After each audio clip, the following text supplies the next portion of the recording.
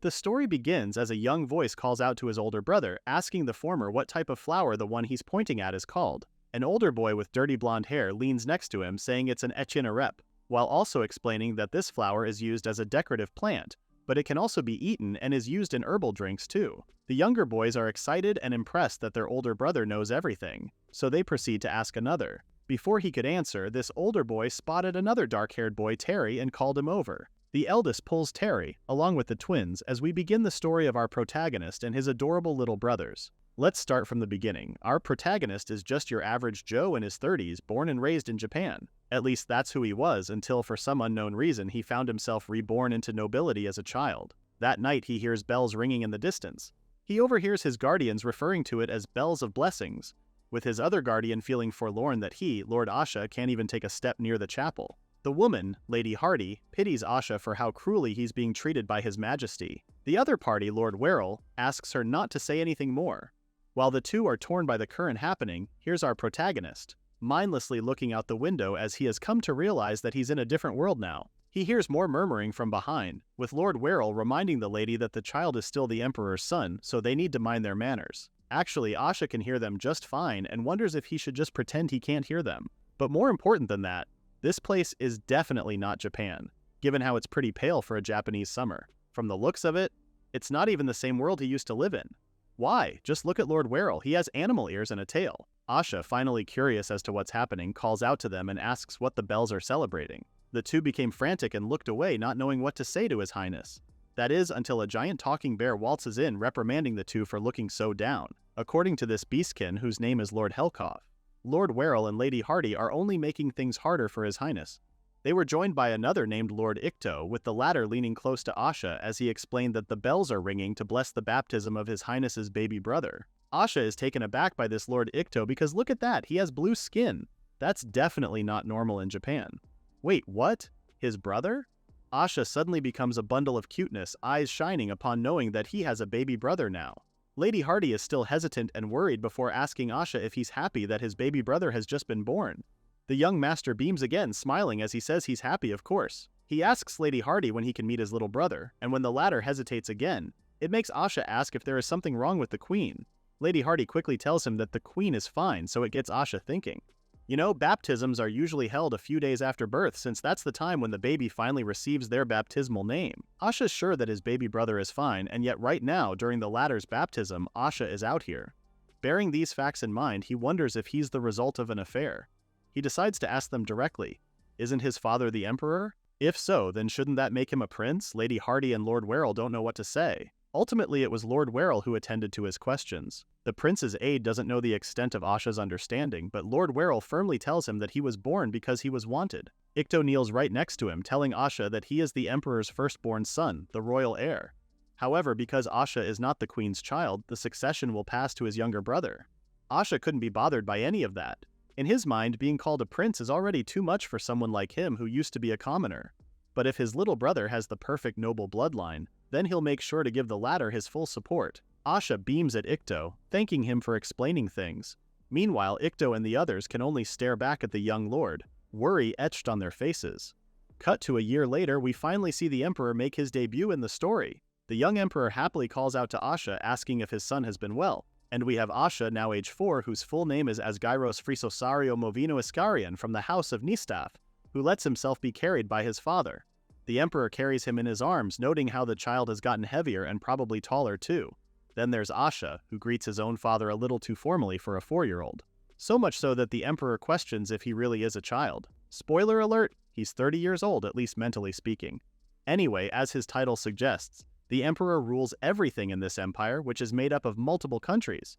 This includes the beast folk like Helkoff, the sea folk Ikto, and then there's the half-half Werrell. You see, Werrell is half beastkin and half elf. Asha and Lady Hardy, on the other hand, belong to the human race. Now, it's been a year since our protagonist transmigrated into this world, and you could say he managed to learn a lot during his stay. Unfortunately for him, Asha still hasn't met his baby brother, and it seems like he's deliberately being kept apart from the younger prince. Then there's his father, the Emperor, the root of it all. The whole complicated scenario started with the last Emperor, Asha's grandfather. You see, Asha's father was the illegitimate child of the previous Emperor and was raised as a count's son. Anyway, the current emperor is still doting over Asha when his aide reprimands him for acting inappropriately, saying His Majesty is damaging his dignity. Of course, Asha's father reasons that he hasn't seen his son for so long, so he just knows he made the child lonely. With that said, he asks his aide to just let him be for a while. It's not like he's bothering anyone after all. Continuing with how Asha's father became the emperor, well, most of the princes died off, leaving his father directly in line, and before they knew it, he was suddenly crowned as prince. As a result, Asha's father rushed through education and had to learn everything before he was married off to a duke's daughter. The emperor not only feels bad for his son, but he also feels bad for Hardy, asking if the lady needs anything. Hardy says she never faced such things. Besides, Asha is her nephew after all. But there is one thing. Asha's shoes don't fit him anymore. When he heard that, His Majesty couldn't help but comment on how kids grow up pretty fast. He turns to his aide, Labsua, ordering the latter to give Hardy money from his personal funds, which Labsua reluctantly does.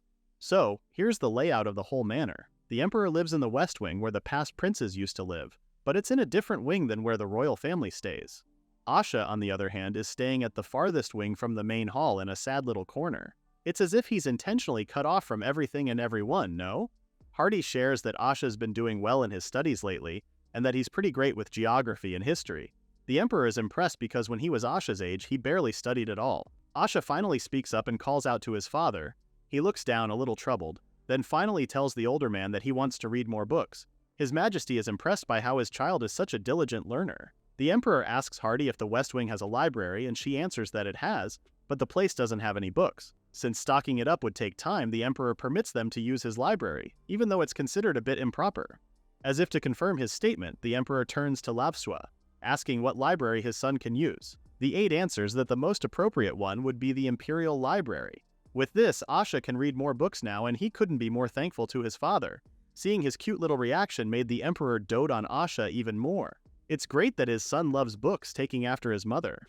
Little did he know the 30-year-old man inside of Asha just wants to learn more about the world, if he's being honest, since he's already at it. Asha tells his father that he also wants to try sword training sometime. Upon hearing that, the older man shares that Helkov was pretty strong back in the day, but he himself had also gone through tough times in the army. The emperor warns him that he may get hurt, and in the same breath assures Asha that if he learns properly, then it won't be so serious when that happens. He just needs to follow Helkov's instructions carefully, patting Asha's head as he says so. Their precious time gets cut short when Lapsua interrupts their conversation, telling the emperor that if they don't head back soon, then they'll be late for the next meeting. So sad to see that even the most powerful man in the empire is powerless in the face of things like this. Lapsua reminds him that he is the emperor, and he needs to set an example. As sad as it may be, it can't be helped. Instead of sulking, Asha asks his father when they can see each other again, much to the older man's surprise. The emperor can only sigh. If his son is not kicking up a fuss, then why should he? His son is so perfect that even the emperor finds that a problem in itself. The emperor almost squeezes the living daylights out of Asha as he asks his aide when the next visit is. But while waiting, he asks Hardy to take care of Asha in the meantime, which the latter happily obliges. While still in his father's arms, Asha asks if there's a chance he could meet his little brother. The older man's face instantly falls as he puts Asha back on his feet, explaining that the queen still doesn't want to take her eyes off the baby. She's anxious because it's her first child. Asha understands because he's a good boy, right? As the big brother, the emperor asks if he can count on Asha to become a good role model for his baby brother. Of course, Asha answers yes. Then, one fine summer day when Asha was 5, something happened that would mark a significant change in his life. Werrell knocks on the young lord's room, checking to see if he's awake. When the former sees that Asha is up, he asks where Hardy is, so Asha explains that she went downstairs to get breakfast for them. But what's up? Werrell walks closer, saying he has a gift to deliver, which is why he came in early today. The aide takes the young lord's hand, leading him somewhere, just as they bump into Ikto carrying several crates at once. The young lord couldn't help but ask if those were heavy, but Ikto says it's nothing. He carried a berserk grizzly bear before, remember? That one was much heavier than these. So here's the thing. Werrell tells Asha how he heard that the academy was throwing some stuff away. With that said, he asks if he could have them, and following this trail of conversation, Asha was quick to pick up. Could it be? Is that alchemy equipment? Asha excitedly runs over the crates, eager to see them. Werrell's just a beginner, but even to him, all of these look advanced. Be that as it may, he vouches for their quality since all of it came from the academy. Asha asks if the academy he's referring to is the one from the Luciasaria kingdom, which his aide confirms. He's surprised that the young lord remembers it. The thing is, Werrell heard from someone he knows over there that the kingdom was about to dispose of these, which is why he arranged to pick them up. Just then, Helkov appears from the back, also carrying a couple of crates, surprised that all of those items are for alchemy. He took a peek in one of the boxes, but he couldn't make heads or tails of it. The Beastkin aide adds that their current concern is where to stuff all the equipment. But, then again, it's not that concerning since they have a lot of rooms. Werrell laughs along, knowing that this is pretty fragile equipment though. Werrell also hands Asha an alchemy book, which he specifically borrowed for the young lord. Asha couldn't be more grateful, especially since he just finished the other one yesterday. All this alchemy equipment aside, Hardy finally appears, and even though she knows the young lord is excited about all this, she also reminds him that he has a walk for today's schedule. Besides, they don't have enough breakfast for this many people. With that, Asha decides to go along with his aunt. The garden is much bigger than the palace, with Hardy adding that there's even a grand fountain, a forest, and a pasture. It's like a whole other place on its own. But that's not all. The garden also houses 3 separate villas that are bigger than the front gate of the palace. In his 30-year-old mind, the idea of this much landmass is too much to grasp for a former commoner like him. After walking for a while, Hardy asks if he wants to stop and rest for a bit, but Asha says he's okay. That's when he turned and heard something. He quickly whips his head around, asking Hardy if she heard it too. She didn't, but Asha is relentless. He pulls her along with him as he runs over to one of the bushes yonder to check if there's a child crying. The young lord pushes past the bushes, and that's when he sees a child younger than him, crouched with his back turned to Asha. Asha quickly notices the dark blue hair that's common among imperial nobles, along with the high-quality clothes the child was wearing. At this age, there are only 2 people who can walk freely inside the palace, and Asha is one of them. With this in mind, he calls out to the younger boy in front of him, Teristras. At the sound of his name being called, the young boy tearfully looks up to Asha, asking who he is. Kawaii Core. Asha just knows this is his little brother, so he introduces himself and asks why the younger boy is crying. Meanwhile, Hardy watches from the back just as Ikto comes rushing to ask what happened. As for Asha, he can't believe he met his little brother in a place like this. On the other hand, seriously? They left the Emperor's son all on his own? Even Asha has a nanny following him around everywhere. Teristras finally opens his mouth, asking where he is. Oh, so he's lost. Asha extends his hand to the younger, asking if he wants to come along and look for someone with him. Teristra eyes him suspiciously, then finally tells Asha he's not supposed to go with strangers. Smart boy. At least he knows stranger danger, so he's got a promising future ahead. Asha calls him by his name and asks if he can just call him Terry. When the younger boy agrees, Asha assures him that this is not a scary place. Moreover, he asks Terry if he has seen the glowing flowers and singing trees right there. Terry shakes his head, which Asha finds unbelievably cute. Well, he extends his hand and tells Terry they should look for someone while checking out the pretty garden. The younger boy takes his hand, making Asha smile. Before they go, Asha signals Ikto to find the other guards, which the aide quickly does. So now that the brothers are together, Asha asks Terry what he was supposed to be doing today. Like him, Terry says he's out for a walk. Soon enough, they find the flowers, with Asha showing him some of the unique characteristics of the flora, just like this one. It lights up.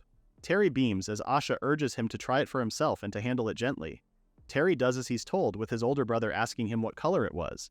This one is red, so they move to another one, which is blue. Terry takes one of the flowers in his hands and fumbles with it. Why is this one strange? That's because it's not a flower, it's a bee. Terry immediately pales and cries out in fear, falling back as he tries to get away from the insect. Hardy and Asha quickly check on him, with his older brother shooing the insect off. Hardy checks and notes that the bug doesn't sting, so there's no need to worry. But Terry is already in tears, clinging to his older brother tightly. Asha tries to calm him down, assuring Terry that he'll protect him when suddenly they hear someone shouting, asking what they're doing. It was quickly followed by hurried steps, ordering Asha to step away from Terry, as this lady snatches the ladder away from Asha's arms. The lady quickly checks on His Highness, assuring him that everything is okay now, before glaring back at Asha. Soon, a few palace guards appear, ready to draw their swords, as a shocked and scared Asha falls to the ground by what's happening. There was a flurry of movement, and suddenly, Ikto was standing in front of Asha, blocking the other guards from approaching the young lord. Ikto gives them an icy cold glare, asking what they were trying to do to his young master. After that incident, Asha got the chance to talk to his father about what happened with Terry. The other guards who raised their swords at him, a price, somehow got off with a light punishment. According to the Emperor, it's hard to overturn a decision once it's made. But for Asha, this incident is a wake-up call for him to sort out where he stands. He starts by asking a crying Hardy if he's still under His Majesty's guardianship. Hardy says the House of Nistaf serves as Asha's guardian, and now that he remembers it, he's an Iscalion, which is also a Nistaf. I know, confusing, right? But Nistaff or Iscalion, does that family even do anything for Asha? Hardy bawls her eyes out saying they don't. They do absolutely nothing. They haven't even checked in once ever since they left the estate. If that's the case, does Asha really need the Nistaff name? Hardy is more upset about all of this compared to how he is, so he's left to console her. Meanwhile, Helkov chimes in and tells the young lord that the Nistaff name is just for appearances. Since he's clever, surely he already knows about this. Well, if that was the case, Asha couldn't help but ask why they reacted so harshly when he was just with Terry back then. Helkov thinks that maybe there's a precedent, you know? Someone with a weak claim is seizing the throne. Asha is shocked to hear this. So if Terry was not in the picture, did they really think Asha would claim the throne? What is this? Do they see him as some kind of scheming villain? Asha finds this all absurd. They don't even care about what he believes in at all. With all this talk, Helkov and Werrell find it even harder to hear these words coming out of the young lord's mouth. Are normal 5-year-olds supposed to say stuff like this? Hardy finally calmed down enough to add more context to the situation. She says this is more of a faction issue. This is because the influence of the House of Lucaios, the Queen's family, keeps growing now that a legitimate heir has been born. Like all of us roped into this manga, Asha wonders if those nobles don't have anything better to do. Helkov explains that it's because running a country is not something an emperor can do alone. He needs those factions. Right now, the current emperor is relying on the Duke of Lucaios. With that said, for the Nistaff family who is now aligned with Lucaios, ignoring Asha is the safer bet. Our protagonist can't believe how bonding with his little brother turns out to be such a political minefield. But less of that now. Ikto appears and comes bearing great news. He made sure that those troublemakers from before were properly disciplined. He promises that from now on, something like that won't happen again. He looks a little too overjoyed at sharing this piece of information, so Asha has to warn him not to overdo it. Just like that, time passed, and right now, winter has come. Just like the beginning of this manga, the bells of blessings are ringing again. This time, Asha knows that his twin brothers were born safely. He never imagined that he'd be kept away from his sibling for that reason. But now, he has made his choice. Asha chose to be invisible so no one would think he had ambitions to become the heir. Or so he thought. Right now, Asha stands by the window by himself when he hears the door open. In comes Werrell carrying a book and other paraphernalia, apologizing to the young lord for coming in late. Asha, on the other hand, greets him with a smile while carrying a beaker in his hands. He tells his aide that he just came in early to place the laboratory apparatus and its content where the sun hits the window best. Werrell asks what kind of experiment the young lord is doing, to which our protagonist says that it started as distilled water. Asha explains that he made it using an alchemical distiller, and in his previous world, it's a classic method from science class. Of course, Werrell doesn't know the young master is reincarnated from another world, does he? This experiment is something you and I are familiar with. It's evaporating and recondensing to remove impurities. Asha dissolved salt into the water, so once it evaporates, salt crystals should form at the tip of the string that's partially submerged in the liquid. Plus, Asha says there's one more test and shows off the water spell Werrell taught him. Let's talk about Werrell. He's a mage and Asha's tutor, and more importantly, he knows a secret hack. You see, spells require incantations normally, but Werrell taught our protagonist a shortcut. He instructs the young master to just imagine the outcome he wishes for, stressing the importance of picturing a clear image in his head. Otherwise, it won't appear, because that's the thing about magic. If you hesitate or doubt, then the magic won't last. Like any good teacher, Werrell also taught Asha the importance of incantations. Chants help fix the image in one's mind, so the spell behaves as intended. In their lesson, Asha confirms if he's right in understanding it. So as long as you can clearly imagine the right amount of water coming out, it's good, right? Asha found that imagining the water coming out of a faucet works best for him, which is why he sticks with that method. Anyway, back to their experiment. Asha noticed that when he measured the mana levels, the magically created water had a reading. Even though it looks the same as the normal water, it's somehow different. Following this line of thought, he figured if he processed both waters the same way, maybe the end result would change too. This is a comparison experiment after all. These days, Asha spends most of his time doing alchemy like this, and it's made possible only because he has the right tools, thanks to Werrell. This may just be a hobby for our protagonist, but it's the real deal. The only problem is that in this world, they have something unexplainable by science, magical particles called mana. This very thing makes it different from the alchemy he knows back on Earth. This poses a problem at times because some tools only work if you feed them mana.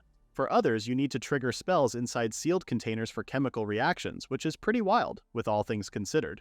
Werrell leans and watches Asha work on the experiment, asking the young lord if it's safe to handle an open flame. Asha assures him that it's safe, and besides, he needs to get used to this since the first step of his experiments always requires making pure water. Even in this world, our protagonist holds true to the basics of experimentation. You must eliminate variables that mess with your results, which is a staple even in science. For this experiment, Asha explains that he measured the same amount of salt using proper weights and a scale. Besides, for today, Ikto's watching over him, the latter leaning back on the wall. Now that he noticed it, Werrell also remembers that today's lesson is on Eastern Continent geography, suggesting that maybe Ikto can share a bit of knowledge about it too. At the mention of his name, Iktpo approaches them, asking Werrell if they will also cover the half-sea folks' homeland, Ninoto. Well, Werrell already has his book open and muses that maybe Asha might also be curious about Ikto's country.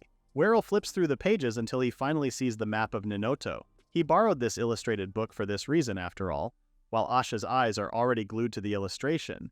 He turns to Isco, asking if his homeland has a Japanese vibe and if the Todos are a common family name there. Ikto says it's not exactly that, but for full disclosure, he goes by the name of Ixemon Toshiaki Todo in Ninoto. In Asha's mind, he can't help but notice how the latter's name sounds way more Japanese than he expected. Then there's Werrell, who struggles to pronounce Ikto's name. The half-sea folk doesn't take offense at it since he has already come to terms with the fact that most people can't pronounce his full name. This is why he created the name Ikto, as it's the shortened version of his name. Looking at him right now with his coral-colored hair, bluish skin, and fantasy look, Asha finds it hard to believe that Ikto is an Ixemon. Ikto continues that his race, Kaijin, or more commonly known as Sea Folk, originally came further south of the Chitos Federation.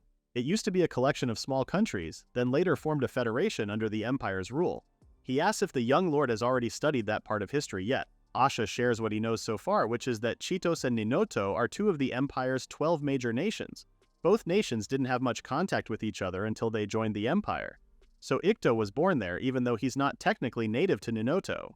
He adds that these days trading and migration also take place between the two nations. Hearing all this, Werrell's surprised that his co-aide can actually teach as well. To add to this, Werrell also informs Asha that the Empire's roots extend to the Eastern Continent, and it's not just Ninoto, so it's also worth learning. With that, the combined lecture of Werrell and Ninoto began as Asha's social studies lesson for the day. Werrell continues that the central continent where the Empire is currently located remained undeveloped for a long time. As the teacher, he asks if the young lord still remembers why. Asha answers that mountains surround it and have no passable routes. Back then, humans originally lived mostly in the east, but now most of them have relocated to the central continent. Outside the Empire, Ninoto has the largest human population. Ironically enough, it used to be just a small country. Upon hearing that, Asha asks if any of the other major countries exist today. But this time, it's Ikto who answers. The half-sea folk share that the East suffers from frequent natural disasters. So after the Empire was formed, more humans relocated to the central region since it was a better option than trying to rebuild ruined cities. But even if they moved to the central region, disasters still came yearly like clockwork. Then how did Ninoto even survive? Well, Ikto believes that Ninoto, along with its people, is the most resilient one out there. They're practically disaster-resistant. Even if they've suffered one calamity after another like typhoons or eruptions, by the next day, the people will already be up cleaning and rebuilding the whole place. Asha hangs his head low when he hears that. Well, his previous life is not that different compared to the people of Ninoto. But just hearing the account from someone else makes it sound more intense. It's no wonder his ancestors risked crossing those mountains. Japanese mentality aside, he wonders if Ninoto is also home to samurai and yokai. Since he's already at it, the young lord asks Ikto if his country also has different monsters or warriors. You know, like the equivalent of knights. The latter answers that it really doesn't differ that much from the Empire, but there is one thing. He asks the young lord if he has heard of curses that magic can undo. Werrell adds that even elves and beastkin have legends about curses too, but highlights that magic works differently depending on your race. There's Ikto, who uses water as part of the sea folk. Werrell, a half-elf, uses the wind, and Helkoff, an actual beastkin, uses physical enhancement magic. Compared to them, humans can't master magic, but they can use every element. Asha clarifies if it's true that they can't deal with curses despite being masters of the element, given how curses and magic are different. Still, is it possible to cast a curse even if you can't use magic? Ikto tells him that there's a certain peculiar case. Now this one supposedly came from a regular creature with no magic at all, called the Crab's Curse. Legend says there's a man who loved crabs and couldn't stop eating them.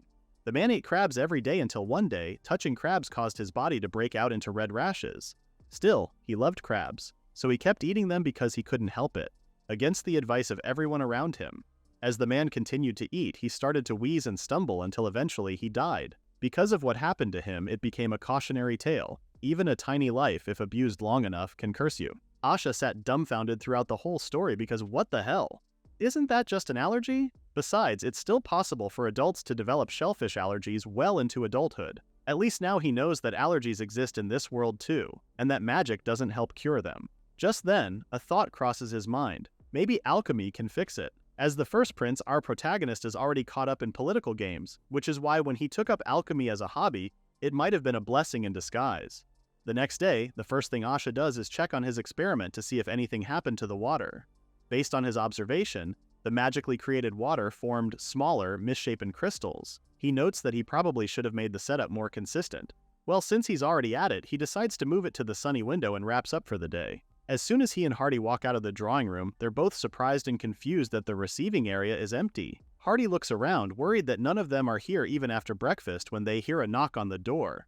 Suddenly, all three of them came bursting through, calling Asha out as they did so. Ikto apologizes for coming in late, while Helkov informs them that someone's been digging into Asha's affairs. Now that came as a shocker, because why? And who is it? Werrel relays how a royal scholar approached him, while Helkov chimes in that some army colleagues of his also asked him some things. Asha doesn't get it.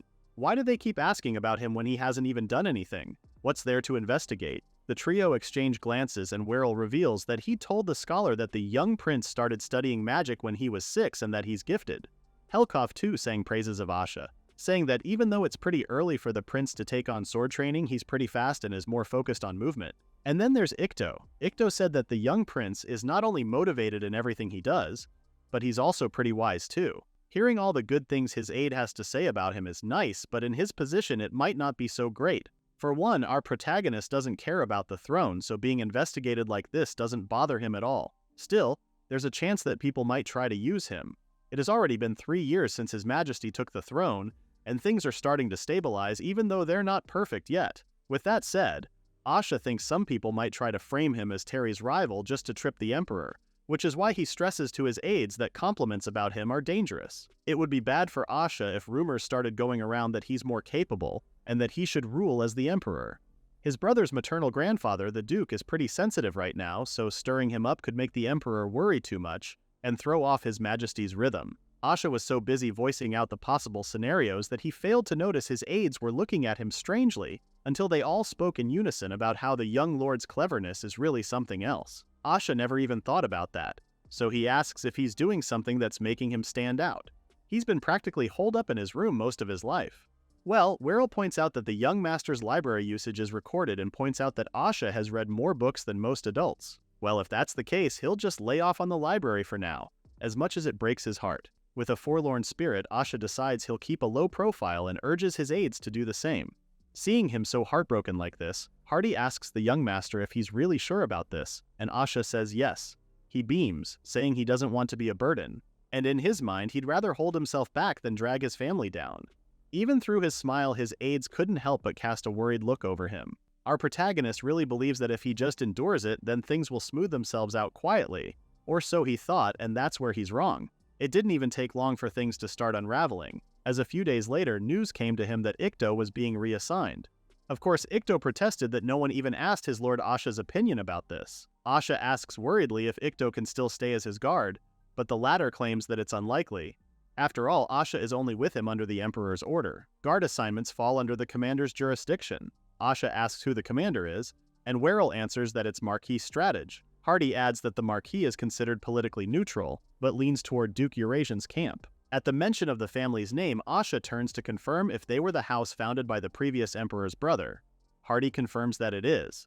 If the old emperor hadn't insisted that his own child succeed him on his deathbed, then Duke Eurasian might have become the emperor instead. Asha asks Hardy if there's any reason for the Duke to meddle in the emperor's staffing decisions. The latter says there's no immediate gain, but if the Duke can override a decision made by the emperor, then it could set a precedent and boost their influence. If it's like that, Asha thinks that maybe Marquis Stratege just doesn't like taking orders from the Emperor since His Majesty used to be a count. Ikto adds that the Marquis is the type to form a small, independent faction rather than submit to a Duke. With that said, he believes the Duke wouldn't do something with zero benefit. The young lord notes how even Ikto thinks that the Duke is a careful player, but at this point, they can't even say that the House of Eurasian is behind this. If this is the case, Asha considers the possibility that maybe they're testing him. Maybe they're trying to see if he's the kind of prince who quietly accepts unfair treatment, or if he's the type to step up and take action. So is that it? Are they sizing him up?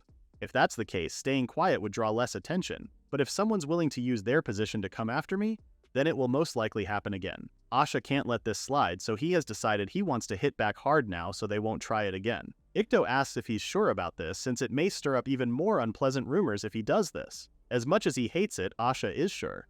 It's pretty frustrating on his part, especially since he can't even meet his little brother. What's wrong with trying to see your younger sibling? Asha tells them that they have to act this time. Helkov looks pretty eager already, asking the young lord if he has a plan. He does have a plan, and it's pretty simple. Asha is going to speak with His Majesty directly. With that, he asks Hardy to help him get dressed, much to the latter's surprise. Still, she does as he instructed, while Asha remembers that they need to find where the Emperor is first. Ikto says they just need to look for where the guards are stationed nearby. So with that, the young lord tells Ikto that he's going with him. Helkov happily volunteers, but Werrel cuts him off, saying that the beastkin will stand out too much. However, someone like Werrel, who looks harmless and is easily underestimated on sight, may be a better escort for the prince since they can catch them off guard. He may look gentle, but no one's being fooled by that menacing smile on Werrel's face. All in all, Asha's pretty impressed at how fired up everyone is right now. He appreciates their enthusiasm, but right now, Asha only needs one person with him. If something happens, he can't protect more than that. Speaking of protection, our protagonist notes how he's always being protected by everyone, but this time, he'll be the one protecting them. And with that, he and Ikto march off to find the Emperor. Well, it didn't take long for Asha and Ikto to find where the guards are stationed, but instead of allowing the young prince to see the Emperor, the guards stationed at the door refused them entry. Naturally, Asha's upset with this because he's only asking for an audience with His Majesty. Why are they denying him that? The grumpy guard tells the young prince that they can't allow interruptions during official duties, especially not from someone who caused a disturbance the other day. Huh, so they don't even allow an audience with the Emperor even if it's an emergency? The other guard turns away, refusing to look at Asha as he says that His Majesty has given no such permission. Well, it's pretty clear to our protagonist that these guards don't even see him as a prince at all. Of course, Asha wants to know what their names are, given how they flat out denied a prince his rights. And just look at this guard saying he has no obligation to tell Asha his name. At least they're aware that they're doing something they'll get in trouble for later. With that, Asha motions for Ikto to come forward. The latter bends over to hear what the prince has to say. Since it has come to this, they're left with no choice but to do something improper. Suddenly, Asha starts stripping his clothes off, much to the guard's alarm. Our protagonist tells them that they're free to check him if they're that suspicious of him. The two made no move and exchanged glances, so Asha continued to trip, thus increasing their worry. Meanwhile, Ikto has his back turned against Asha, so he can't see the prince undressing. By the time Asha removes her vest, it's time to make a move. Ikto runs past the guards and heads straight to the door but stops in front of it to yell out Prince Asha's name. The young prince beamed while the guards stood in shock. There was some rustling on the opposite side of the door when suddenly the Emperor himself opened it, asking what was going on with Asha. To his surprise, he sees Asha almost in his undergarments, head bowed as he apologizes for the sudden intrusion. The young prince turns to the guard, explaining to his father how he kept treating Asha like a threat. So to prove that he wasn't carrying anything dangerous, Asha resolved to strip his clothes off. His Majesty glares at the guard, the latter jolting in fear as he hurriedly picks up Asha's clothes on the floor before the Emperor snatches them from his hands. The Emperor puts the clothes over Asha's shoulder as he ushers him inside, but not before ordering the guard to report to his commander immediately. As they entered the room, Asha's father quickly apologized to someone, asking them to wait for a little longer while ushering his son inside. So he was in a meeting. Our protagonist feels bad for interrupting, but the fact that his father came running when he heard his name left him feeling touched. Since the Emperor is on business, Asha decides to keep this short. He immediately opens up about his concern about Ikto being reassigned. With that said, the young prince asks his father if this was His Majesty's decision. From the way his brows furrowed, it looks like the Emperor has no hand in any of this, turning to the figure behind him as His Majesty asks what all this was about. An older man in uniform with stern features and thick brows. It was Marquis Stratege. Well, this just confirms that the Emperor is currently in an official meeting with the Marquis. As for the Marquis himself, he explains that it's standard protocol to rotate the palace guards every 2 to 3 years, so there's nothing unusual about it. He asks if there's a problem with that. But, as if that was protocol, then Ikto wouldn't have called his reassignment sudden. The Emperor knows Ikto and Asha are pretty close, which is why he also trusts Ikto. He asks the Marquis if they could just keep things the way they are. If he needs to, the Emperor can just place Ikto under his direct command. The Marquis replies that there are no issues as long as nothing changes. Although the latter opens up that there have been growing concerns over staff shortages in relation to room size. Since it's like that, the older man also said that they were planning to increase personnel as well, asking His Majesty what his thoughts are about this. Obviously, Asha also didn't know about that, but that sure does sound like a setup to send someone else in. Immediate concerns aside, Asha has now seen with his own eyes how Marquis Stratege never misses a chance to gain something. Later, once Asha and Ikto had returned to their chambers, Hardy couldn't help but cry in frustration at how the young prince was denied access to his own father, the Emperor. Asha's aunt feels so bad for him, pitying how they expect this child to endure so much. Considering he has no mother and a busy father, along with his royal status and the court politics, it's definitely a lot for a child to handle. In her eyes, he's pitiful, and not being able to do anything has been pretty frustrating for her. In all honesty, our protagonist isn't really bothered by all this since he didn't have the closest family ties in his previous life. Sure, he wants to talk to his father, but if it means he'd have to deal with those picking at him, then Asha would rather not do so. Anyway, Asha consoles his aunt, saying at least they got something valuable out of this. Because of what happened, the Emperor is now setting up a direct emergency line between them. As for the fiasco with Terry's guards from a few days ago, Asha heard that those 3 guards who raised their swords at him resigned voluntarily after angering the Emperor. Not surprisingly, however, the word spread, claiming that Asha was the one who got them fired. If the same thing happened to the new guards he encountered earlier, then there's a chance that Asha will be blamed again. But because of this, our protagonist is now on Marquis Stratege's radar, and they're adding more guards. Helkov points out that adding guards isn't the problem per se, since usually those guys get assigned to guard posts because of noble connections. Most, if not all of them, don't even know about real combat. The Beastkin also adds that they won't send that many, so just posting them at the gates should do. Ikto thinks so too, saying that if Marquis Stratege adds too many here, then he would only get pushed back. Werrell has an added insight and shares that there's another possibility wherein the Marquis may plant someone loyal to him along with them. His biggest reason for acting is probably that he knows nothing about Asha. Even our protagonist can't deny that point. In a court full of scheming nobles, it would be a huge issue for them if he were gunning for the throne or not, even though we all know he's too preoccupied with alchemy as it is. Still, he can't help but sigh at how those nobles don't trust him at all, despite his best efforts at keeping to himself. All this thinking is giving him a headache. In the end, Asha just asks his aide the biggest question of all. If the Marquis really thought he, the first prince, had his eyes on the throne, would he stop Asha, or will he try to use him? Helkov answers that if the Marquis wants to protect his current standing, then he'd support the current emperor's rule. If that's the case, it would also mean that he's not that pleased to see a weakly backed prince gain attention. So is the Marquis trying to probe Asha? Is that why he wants to send someone to watch over the first prince? If this is the case, then he could turn it around and find out what the Marquis's intentions are. On the other hand, what does he care? Asha knows better than to get himself involved in palace politics like this. Right now, he should just stay the same, the quiet first prince who's into alchemy. Maybe someday, once they realize and accept that Asha really has no ambition to claim the throne, he'll get to see Terry again, not just him, but his other little brothers as well. Yeah, this checks out just fine. Our protagonist thought that annoying people would come and go. He'll just need to wait them out quietly. For now, he thinks he should review the rare plants in the garden ahead of schedule. Once again, Asha is proven wrong. He's too naive. The next day, the Marquis summoned Ikto, as told by a certain guard who said the Marquis had been looking for the half-sea folk before his shift. According to this guard, there's something about a document that needs Ikto's personal confirmation or something. It was pretty obvious that this guard had an ulterior motive, as he happily sends Ikto off and claims to take the latter's position as Asha's guard. Once Ikto is gone, this brazen fellow cheerfully greets them and introduces himself as Revan Daphne Yarni Mildoadis, Asha's new personal guard. The prince only glares at him in return because in Asha's mind, he didn't even give Revan permission to speak. That's a complete breach of etiquette. Clearly, the new guy is looking down on him. If the Marquis really meant to send this guy, then he sure picked a nasty one, huh? Revan remains unfazed by the glares both Asha and Hardy are giving him as he decides he'll start his inspection. Hardy tells him that it's not necessary since she already did that this morning. She also tells him that if Revan is really intent on becoming Asha's guard, then he should stay against the wall and not waste their time. Revan is unrelenting, saying he can't leave it all to Lady Hardy. Besides, he's the pro here, so he's the one who knows the danger zones and all that. If Revan is hell-bent on pushing all of the prince's buttons, then he's doing a fantastic job so far. Asha remains tight-lipped around him, but he's still annoyed at how Revan continues to ignore him. Isn't he supposed to keep his eyes on the prince? Plus, the new guard is not correcting his rude behavior at all. If it's like his, fine. Two can play this game. Asha decides he'll ignore Revan too. The prince instructs Hardy to lock every room except the blue room, which she easily obliges. But before she can do so, Revan blocks Hardy's path and extends his hand.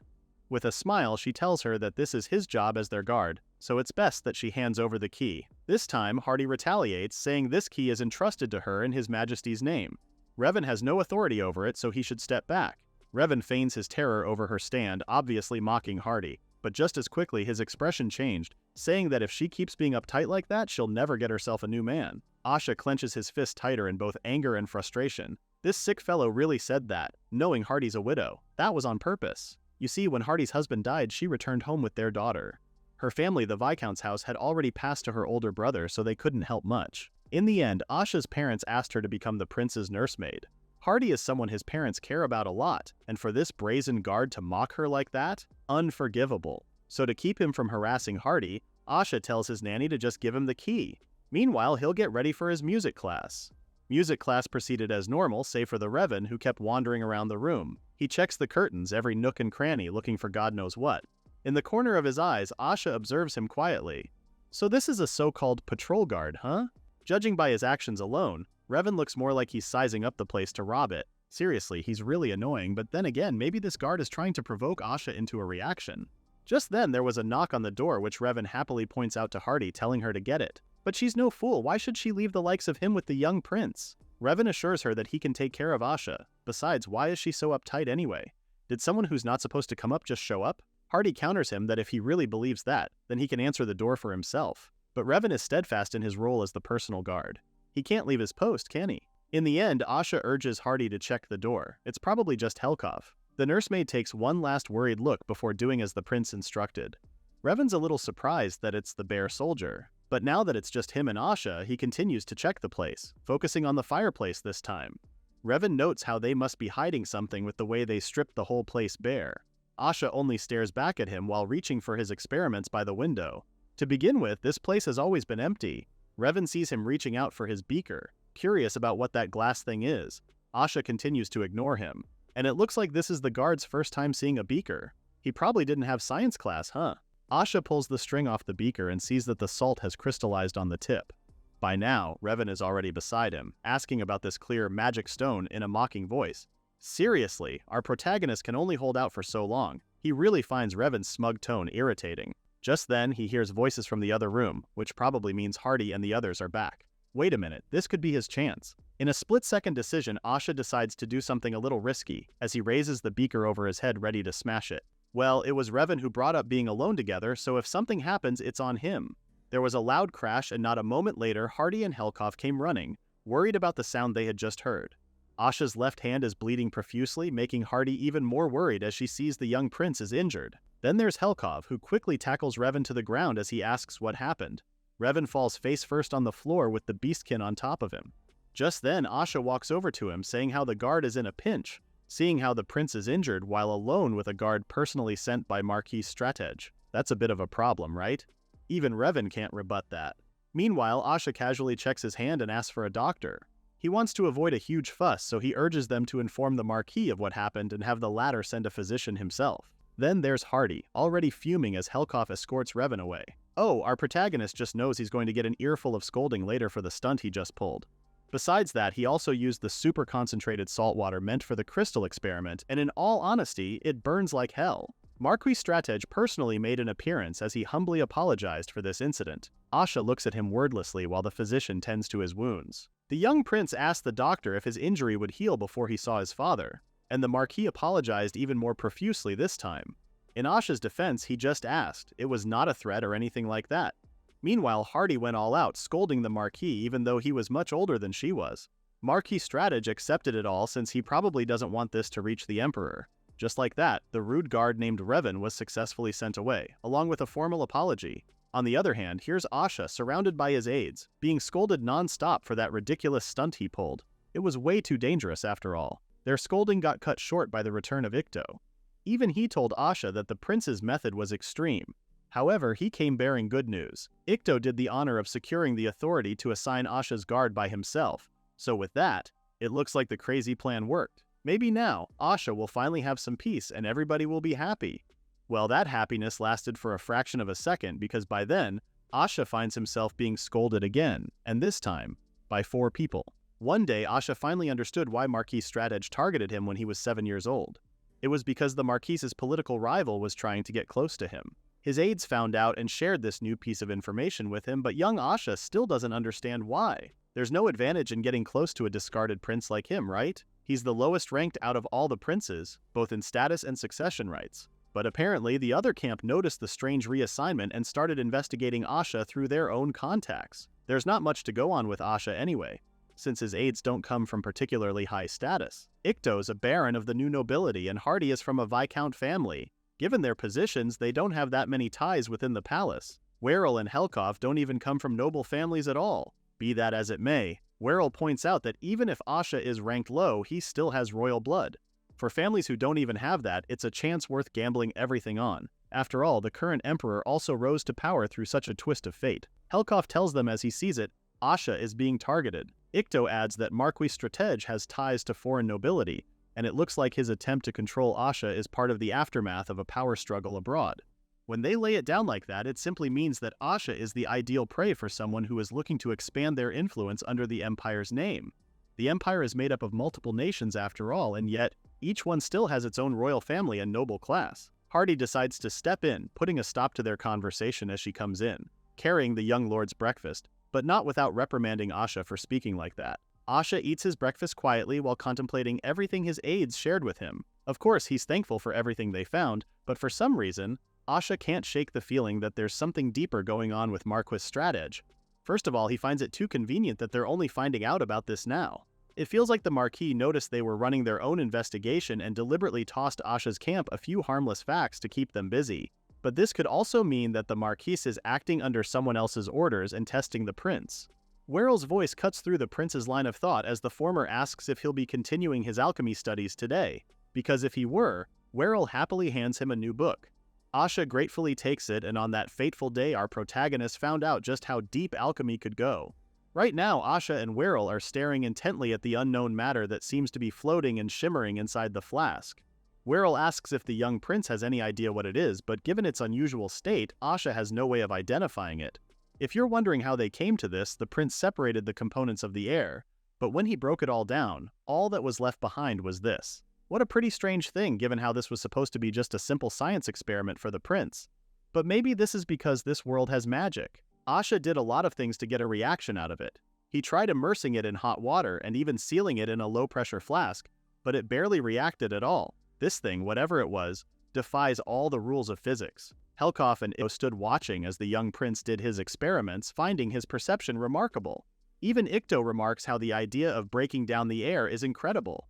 Well, Asha tells them that this may be magic essence, but he's not too sure about it yet. While Ikto and Helkov stand clueless about what Asha just said, Werrel already has an understanding of what it is. Asha flips through his alchemy book, explaining to the two how, in this world, magic essence is sometimes called mana, believed to be the source of all magic.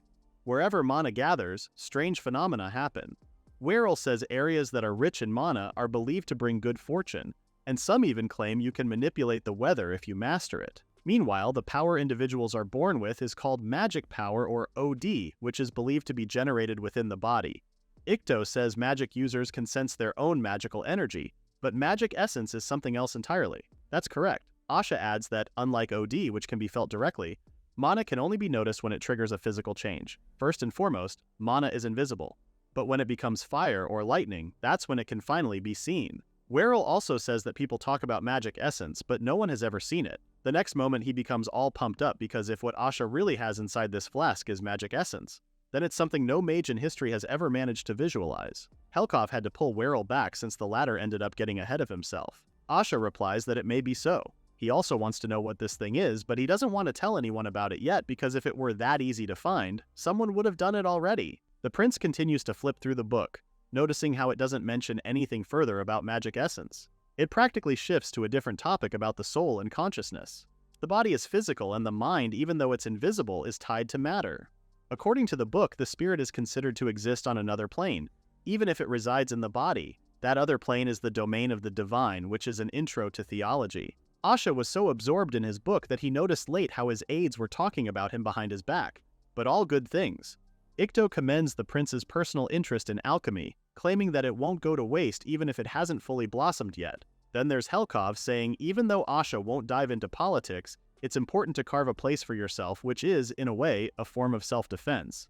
Wirral also adds his 2 cents, saying that even though Asha acts mature, he's still just a 7-year-old, and it's too early for independence. Still, there are already moves to declare him of age and send him away. Asha hears all these things, and it makes him think about how politics move with or without his input. Obviously, he doesn't want to get involved. If the answer to that is because he was born a prince, then he has no excuse. But then again, he's never even treated like a prince, so why should he shoulder the burden of being one? Just thinking about it also made him consider that maybe it's also his fault for turning a blind eye. Still, he can't let go of his past life, which circles back to the ultimate question. Why was he even born a prince in the first place? Was it pure coincidence? What separates his current self from his former life? His body may have changed, but his thoughts are still the same, which makes him still the same person. In a quiet voice, Asha mutters, "I think therefore I am," which is a famous line from his previous life. To his surprise, someone or something answers back, "So it is." Asha screams out of fear, so Ikto comes running, ready to draw his sword as he asks the prince if he's hurt. Asha, on the other hand, has his eyes glued on that thing inside the flask. It continues to speak, listing down the variations of the quote Asha just said, "I think, therefore I am. I exist, therefore I am here. And I affirm myself, and that proves I exist." Finally, the entity tells Asha this, "I am the one inside this flask, therefore I am." After a beat, something absurd just occurred in our protagonist's mind. Did he just catch a ghost? But scary situation aside, there's a downfall to this. If this thing is self-aware, he can't keep using it like a lab sample. If this were mana, he could continue experimenting, but if this thing were a ghost, hell, they might even be related, given how this place was once a royal chamber. Now all 4 of them are gathered around the flask, with the exception of Hardy. So what happened is that Asha kept applying stimuli to the entity, and it triggered its self-awareness. As if to answer his claim, the thing inside the flask questions what stimuli and self-awareness are, asking Asha to elaborate, so this thing seems to have only just become aware of itself. Sure, it can reply, but only to Asha, and its vocabulary is extremely limited. When the prince asked if it was a ghost, it said no, and when Asha tried to open the flask, it kept screaming no, saying that it would vanish. Surprisingly, it learns in real time and mimics the words Asha uses. As a man of science, of course, our protagonist is eager to learn how this entity is learning things so fast. Just then, Wirral appears carrying a book, which he hands over to the prince. Asha asks if he's heard about any concerns lately, given how the prince has been asking Wirral to borrow books for him. He wants to know if there are any issues. Asha is ready to deal with them. Helkoff fills him in, saying that rumors have begun to spread about how Asha is into alchemy, but because he's only requesting relevant materials, no one has intervened. Wirral knows why. It's because alchemy is seen as something shallow. For them, it's just a hobby for people chasing gold, and even among scholars it has fallen out of fashion. The Imperial Library just has more old archives than most. Asha never thought that the nobles viewed alchemy as something vulgar just because of the gold-making rumors. Can't they understand that it's a genuine scientific pursuit? For Asha, he finds it is really interesting and you can actually make gold, but it's wildly expensive. Anyone doing alchemy is not in it for the money, so calling it vulgar seems unfair. Ikto's surprised because he always thought it was easy, which is another misconception held by many. In theory, all matter is made of atoms, but even in scientifically advanced places like Japan, you'd need enormous energy and technology to manipulate them. You'd have to break and rebuild protons and neutrons to change one element into another. And yes, you need to do all of that just to produce a single atom. But in this world, it's probably not feasible. Asha was so deep in thought that Wirral had to gently call out to him. To his surprise, his aides are all smiling at him, admiring how the young prince really loves alchemy. Wirral shares that one of his old teachers said that alchemy is a study to uncover how God created the world, prompting him to ask Asha what he thought of that. Well, the prince also thinks that alchemy might have answers to such a question too. Helkoff points out that making gold and discovering the secrets of creation feel like 2 very different pursuits, something Asha agrees with. Some mages chase the magical truth while others want new spells. Then some also wish to pursue wealth. In the case of Wirral's colleague, they lean more on seeking the world's structure. Even Asha wants to do something with alchemy too, but the thing is, he doesn't know what it is yet. At least for starters, he wants to find practical uses for it. Upon hearing that, the entity inside the flasks asked what practical means. The prince flicks the flasks in answer because that's the thing. He doesn't know because he hasn't figured it out yet. Still, Asha is mesmerized by the mystery that surrounds the entity inside the flask. Where does its awareness come from? How can it store information? How can this think without a body? So many questions and yet no answers. Wait a minute, this could be something huge. Like before, the entity asks what huge means, but it never knew then since Hardy calls for Asha right then and there. The entity asks again for clarification, but the prince needs to go. Asha waves goodbye to that thing inside the flask, saying he'll elaborate later. Asha is off in a hurry because today he's going to meet his father, the emperor. Actually, it's Asha's birth month, and in this world people celebrate the month they were born, not the day. While helping him dress up, Hardy strikes up a conversation about how Asha seems to be fond of that thing inside the flask. Does he have any idea what it is? The prince says he's still searching for answers, which, in itself, is the whole point of alchemy. Hardy has her brows furrowed, asking how alchemy can make something like that. But that's exactly what alchemy is. He explains that the word itself means to seek the method of transforming matter. So yes, that means elixirs, and even the pursuit of godhood, are under alchemy. Despite his explanation, Hardy still can't fully comprehend alchemy, just like Helkov. The Beastkin thinks it's all nonsense, while Ikto insists that it's a metaphor. Only Werrel tries to understand what Asha is doing, which goes to show that people really need better science education. Suddenly, the thing in the flask speaks, and tells Asha that it wants to come with him. The prince waves it off, saying he can't exactly go around carrying a talking flask with him. Wait a minute, they're in his bedroom. Wasn't the flask placed in the other room? The prince suddenly runs off to check the other room, and to his surprise, the entity inside the flask is gone. He whirls around looking for it when the entity answers that it's in the room. But wait, didn't the entity say it would vanish once Asha removes the cork? Did it pass through the glass because it doesn't have a body? No, even gas can't move like that. Whatever the case may be, fine. Asha says aloud that since he can't contain the entity, he'll allow it to come with him, as long as it stays close to him. Also, he forbade the entity from talking to anyone except for Asha, whom the latter agreed to.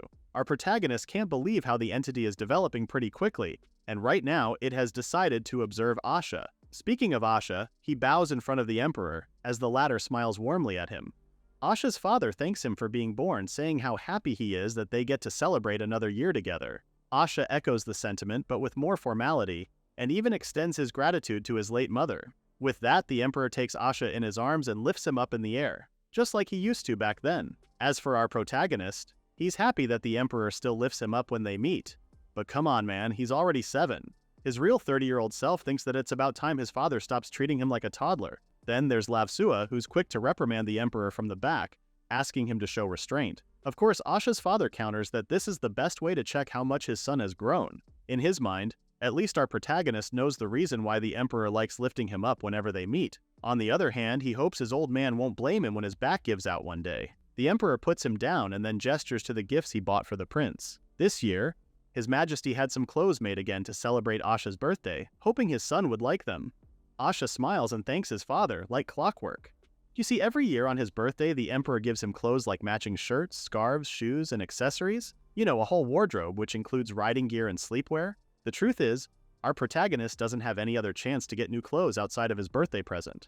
Count Nistaf, Asha's guardian, never checked in on him, so the poor prince doesn't even have his own tailor. This is why when the emperor asked Hardy for ideas for Asha's gifts, the prince had him make something Asha actually needed, while also pretending it was something he wanted, without telling the real reason, of course. How ironic though, because isn't Count Nistaf supposed to be on the emperor's side?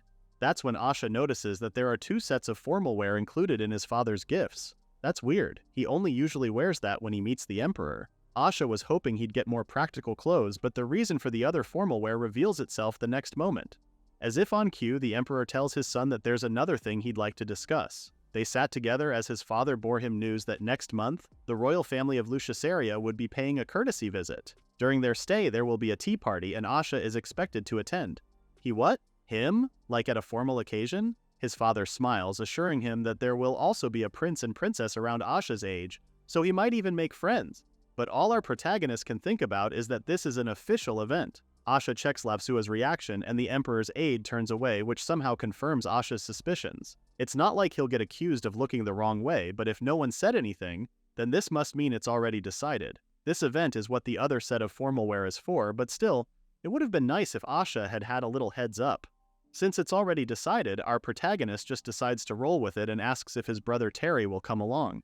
The emperor says he's not, since Terry is only 4. It's too early for the second prince's etiquette training. But now that he thinks about it, didn't Asha learn his manners at that age? Asha says it's all thanks to Hardy because she's such a good teacher. Anyway, Asha is curious about his little brother, asking about what he's learning, as well as how the queen and the twins are doing. His father says there is learning how to read and write, and happily shares how one twin, Warnell, is livelier than his other half, Fel. Seeing the emperor like this, Asha is glad to know that his brothers are doing well, as evidenced by how the Emperor dotes on his youngest the most. Asha himself feels a little jealous, but it still warms his heart to know about his siblings. Just like that, his meeting with His Majesty ended. Afterward, Helkoff and the others came to help put away Asha's gifts. While doing so, Hardy asks if what he did was okay. After all, the prince has already mastered the languages of several nations, yet didn't even say a word about it to the Emperor. As always, Asha lives by his rule that staying quiet is his way of staying out of trouble. Besides, he doesn't want to add a burden to his father. He may be Asha's father, but he is the Emperor first and foremost. Telling him about the prince's achievements wouldn't help His Majesty in any way. Asha's happy enough he got to see his father and celebrate, but even so, Werrell points out how the prince has shown remarkable promise in a field most have long abandoned. Isn't that already a contribution in itself? Helkoff thinks so too, because honestly he didn't expect someone to advance this far just by reading books. Ikto says it has got to be Asha's talent at this point. Humble as ever, Asha points out that he's doing alchemy because it's just a fun hobby. He's not doing it because he wants to be praised for it. But now that Werrell mentions it, the prince finds it strange how such a useful field fell out of line for just being hard. Personally, Asha finds it amazing. It's pretty practical, so it shouldn't have fallen out of favor like this. And in his mind, it's not like our protagonist can go around saying he was the Full Metal Alchemist in his previous life. All things cast aside, Asha decides that he'll put all of his focus on studying that thing inside the flask. But Hardy has better plans. She reminds him that the tea party with the royal family of Luciaceria is in a month. With that said, they'll be starting etiquette training now, and of course they'll also study the Luciaceria kingdom. Our poor protagonist, Helkoff, and the others have already made a run for it, so the prince has no choice but to comply with Hardy's training. And they're starting now with proper noble greetings. Behind that sweet smile, Asha knows better than to say no to his nursemaid's schedule. The day of the tea party finally came, and here we have Asha, dressed in more lavish clothes than usual. Since Asha is not used to such lavish clothing, he can't help but wish his attire were something more low-key. Ikto, always the pragmatic, points out that even if he's dressed in less lively clothes, Asha will still draw attention. As such, it's best to just act in a way that will make them think the first prince is harmless. But that's the thing, Asha does mean no harm. He'll just be on his own, quietly chatting with the thing in a flask. Ikto worries for him, asking if that will really be okay.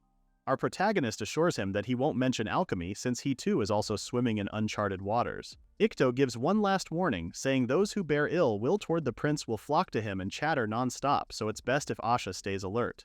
With that, Ikto bows and lets the prince roam freely. Given how it's an official event, the whole garden is full of nobles, and Asha quickly spots how there are guards stationed in likely places. He also notes how the security for the occasion is handled by the palace guards under Marquis Stratege, and then came the murmurs. Before long, Asha started hearing the nobles talk about him. How strange to see a lone child in sight where he doesn't belong, they say. The others have no idea who he is, thinking that he was just some kid who randomly slipped in, judging by the color of his hair. Some already know who he is, and if anything, they're more shocked that Asha actually showed up. Before long, the murmurs became full-on chatter. They didn't care that Asha heard about how he's called the useless prince, and that he's a brat who made the real prince cry. It's no wonder he was kept hidden all this time. Since he's a middle-aged man in real life, Asha is not too bothered by such hostility. But he does wonder why he has to feel like a misfit in a country he was born in. They should be thankful he only cast them a side glance and carried on. Rumors spread fast about his childish misdeeds, but if they only knew that those who resigned did so out of their own free will. He doesn't really care much about all of it. But if there's one thing Asha would like to straighten out, it's the rumor of him making Terry cry. Just then, he hears someone's voice echo across the crowd, turning to see his father standing alongside a noble couple. Huh, so they really started this tea party without telling Asha where to go. Heck, they didn't even tell the Emperor that he, the first prince, is here. This is just borderline harassment and dereliction of duty, given how they're adults.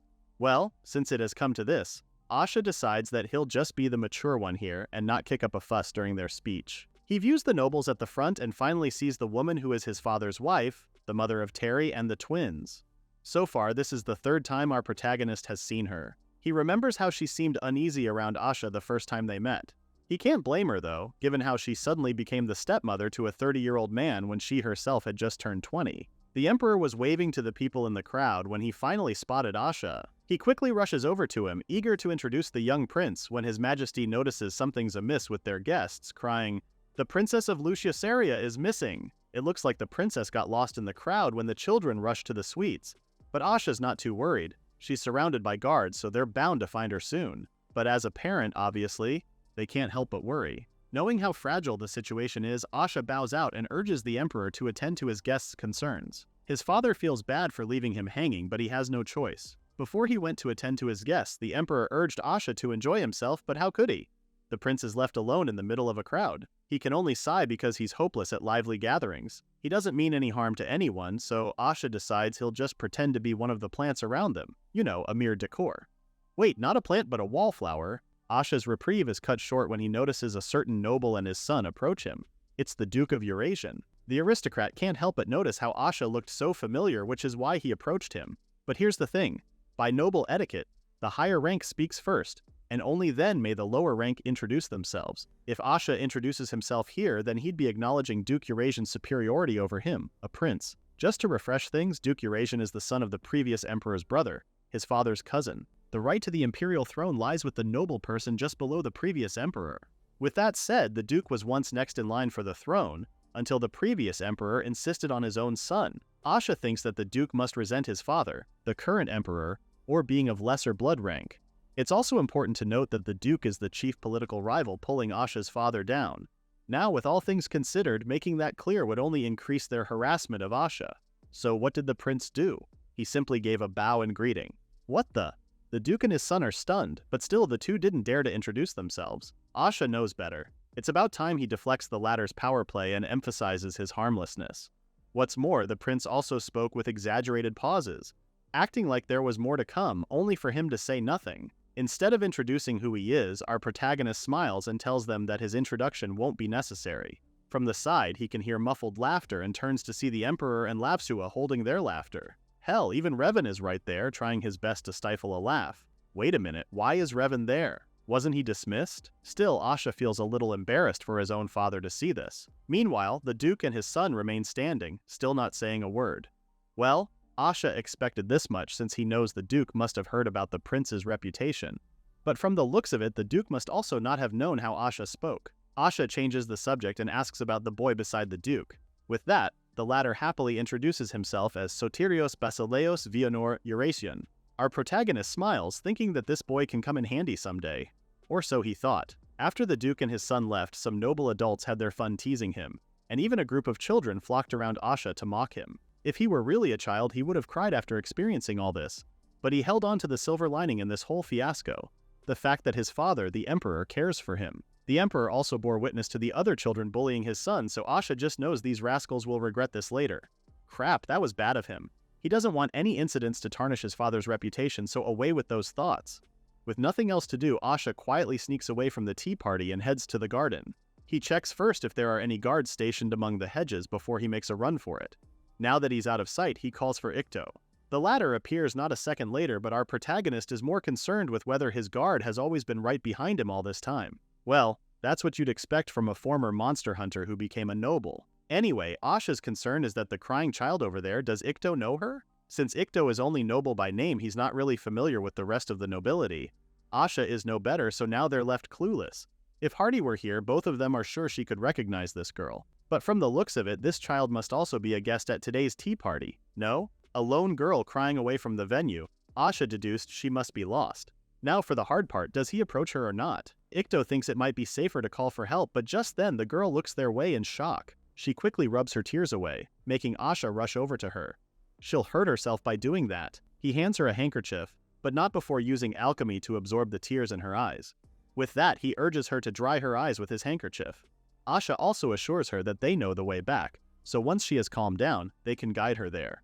The girl feels settled and takes Asha's handkerchief, apologizing for letting him see her in such a sorry state. Still, she's thankful for the help. Asha introduces himself and asks the girl what her name is. She tells him that the people close to her call her Diora, so he asks if it's okay for him to call her that. She's fine with it and decides to call him Asha-sama, but our ever-humble protagonist tells her to drop the honorifics. Anyway, he asks if she was exploring the garden. She looks down, feeling shy as she shares that it's because she rarely has the chance to see a garden. Looking at her like this, Asha thinks Diora must still be feeling shy at how he saw her crying. He can't blame her since she looks like she's at that age now.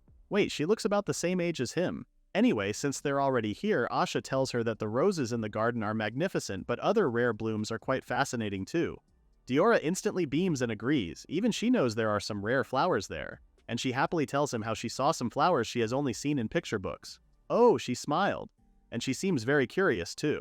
Seeing her beam like that, Asha goes ahead and decides to give her the tour, asking what they should look at next since the candyberry may not have bloomed yet. But he already has a few suggestions in mind, asking if she has seen the peacock's tail plant with their eye-like spots. Oh, and the duskgrass should be at its prime now, with both of them belonging to the rare species. Diora says she hasn't seen any of those yet, but she did see the jewel beans. Oh, those! Asha explains that the ones she has seen are still small. You need to wait until autumn to see the seeds. Jewel beans look just like your typical ordinary beans, but when they're split open, there are gem-like seeds inside. Diora can't help but praise Asha for being knowledgeable, but the latter downplays it, saying he just memorized them from a book. But to be honest, he actually learned them for Terry. Sadly, he still isn't able to use this knowledge yet. Anyway, the prince suggests they head back now, since if they stray too far, the others may get worried. But before they do, Asha pulls Diora's hand, saying they should at least see the peacock's tail and stardust grass and maybe even the blaze flowers.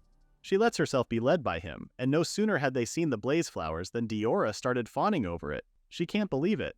It's a real blaze flower. You see, this flora is small, but it blooms in clusters that shift color like fire. Legend even says that they were once mistaken for signal fires, sparking real battles. This time, it's Asha's turn to be impressed at Diora's knowledge of these flowers. He even encourages her to tell him more, much to her shock. This is because back at home, her older brothers say a lady flaunting her knowledge is shameful. Well, they have a point. Asha says even a gentleman should be ashamed if he shows off. But since he wants to hear more about the flowers, it should be alright. Diora couldn't be happier when she spots a jellyfish grass not far from where they're standing. She shares how she didn't even know what a jellyfish was, but apparently they're transparent creatures that float. Her only question is, if they're see-through, then how can people tell they're there? Asha realizes that this girl is pretty studious, and once she starts talking, her enthusiasm is unstoppable. She was still rambling about why jellyfish float instead of swim, with Asha and Ikto watching her, when suddenly they noticed a crowd had gathered behind them. Furthermore, a man is seen marching toward them. It's Marquis Strattage. Asha's face instantly fell, and he asked Diora if he knew this man. But before she could answer, Asha quickly bid her goodbye with the excuse that he had other things to do. Oh no. Diora feels bad because she happened to delay Asha's work. The prince tells her not to worry too much. It wasn't something important enough for him to ignore a crying girl. Then there's the Marquis and the Duke, who stood shocked at what they were witnessing, with the Marquis calling her princess and asking why she was with Asha. This girl is Princess Diora. Oh man, Asha finally pieced two and two together, that maybe Diora is actually the princess of Luciaceria. The princess tells them that she got lost and Asha rescued her when suddenly it finally dawned upon her. Did they say, "Your Highness"? Could Asha be His Royal Highness, the first prince of the Empire? Asha can only smile because what has he done? After how he spoke to Duke Eurasian earlier, he can't exactly address Diora normally now. But if he speaks oddly again, Diora and Ikto, the people who know the real him, could get hurt. In the end, Asha just smiled at her while Diora panicked about what to do next. She gives a curtsy and bows her head, thanking him for everything he did that day. Asha continues to smile fondly at her because he doesn't think they'll meet again. Still, knowing she felt like that made him happy. Cut to the next panel. Asha is back in his room now, holding a letter in his hand. He gets it now. There's another way for him to communicate with the princess. For all he knows, the others must have prevented Diora from meeting the prince directly, which is why she turned to writing him letters instead.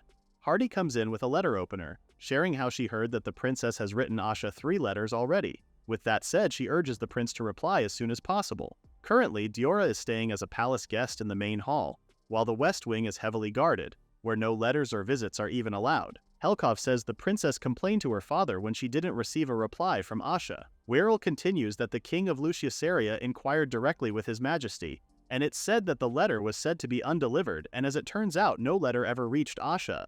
Well, Asha wants to apologize in person the next time he meets Diora when they sneak out of the tea party, but judging by the current affairs, he believes that he can communicate better via letter. Hardy hands him the opened letter from Diora, with the nursemaid asking if the prince didn't enjoy the tea party.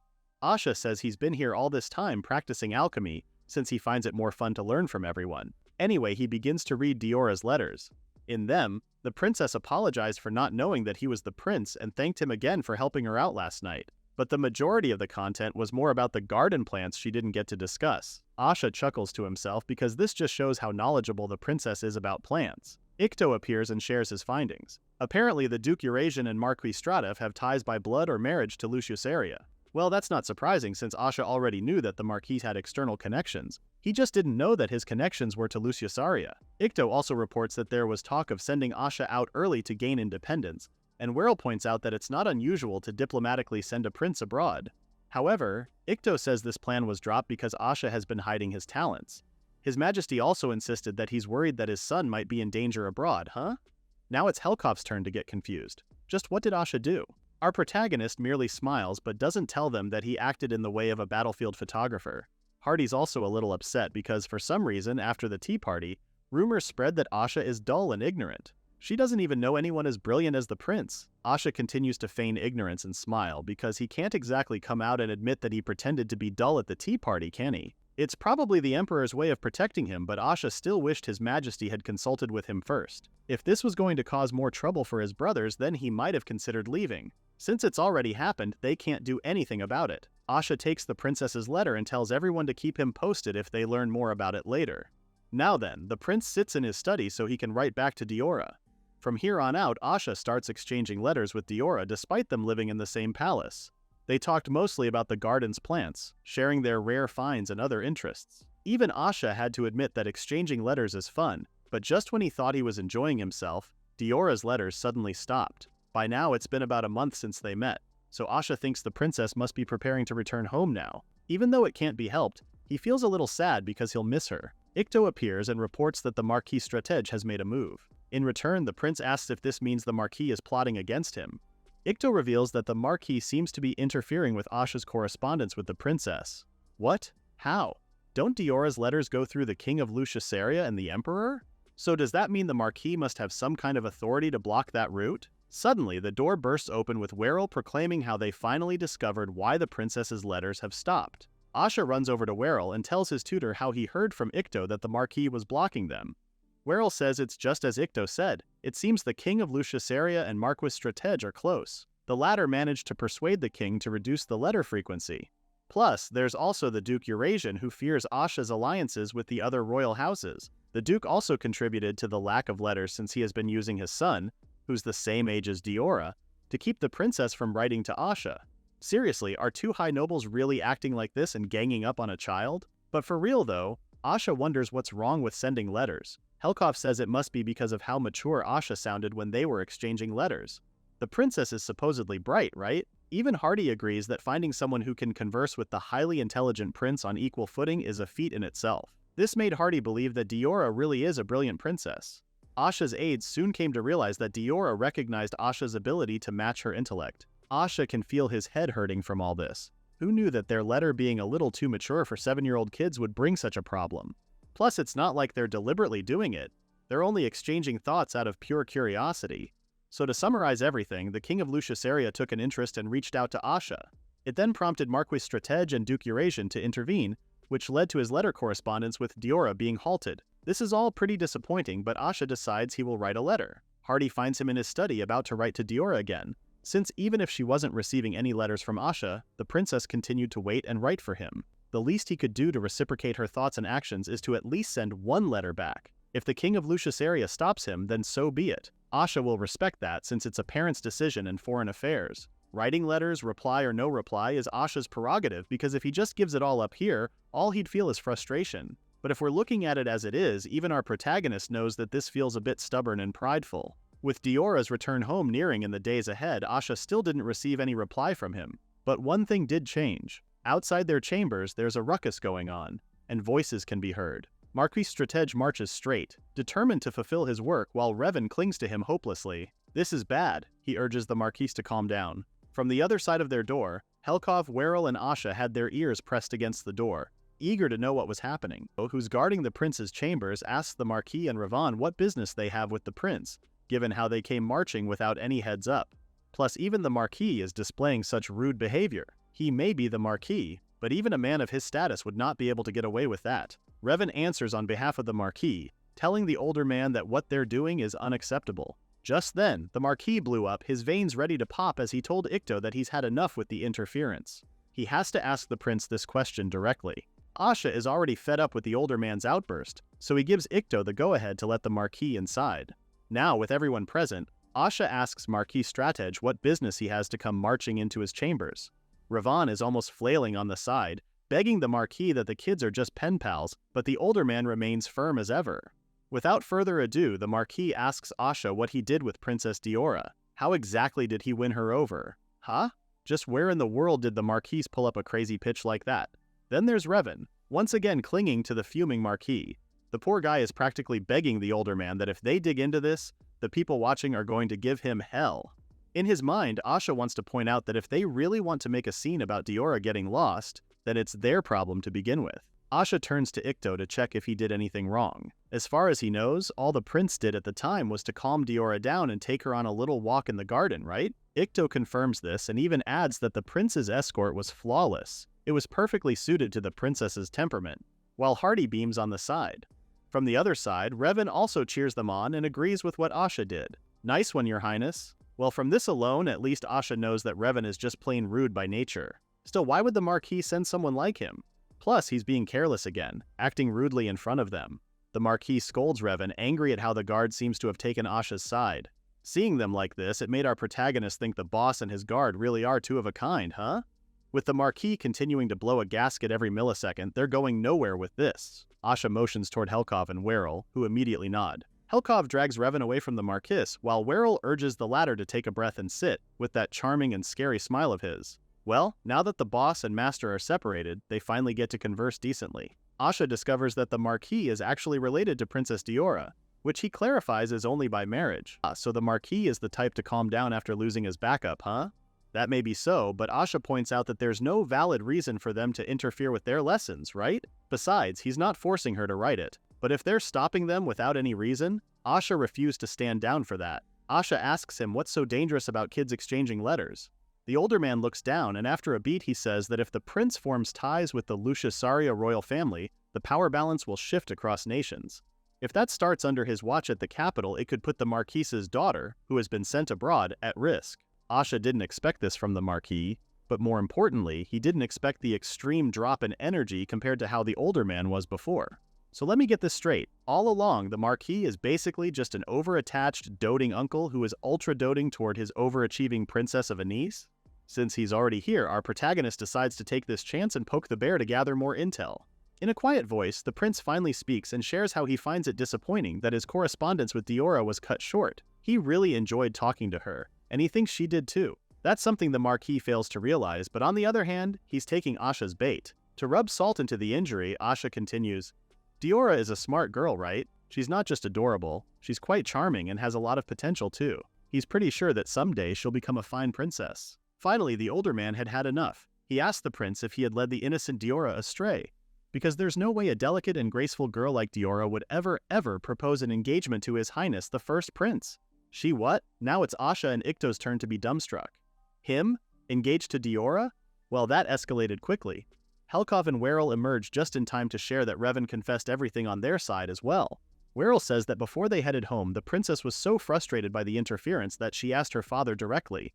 And once her father, the king of Lucisaria, saw how serious she was, he decided to raise this concern to the emperor. Asha's father quickly got on board, and he even started talking to the court about it. And this is exactly why everyone is scrambling to put a stop to it in a panic. Once again, Asha fell victim to his father's casual whims. The emperor could have told him all this and saved him from trouble. But anyway, Diora, huh? Our protagonist didn't expect that she'd be bolder than he thought. Still, getting married at 7 years old is way too early. He mumbles to himself how he'd rather they stay as friends when suddenly the Marquis starts blowing a gasket again.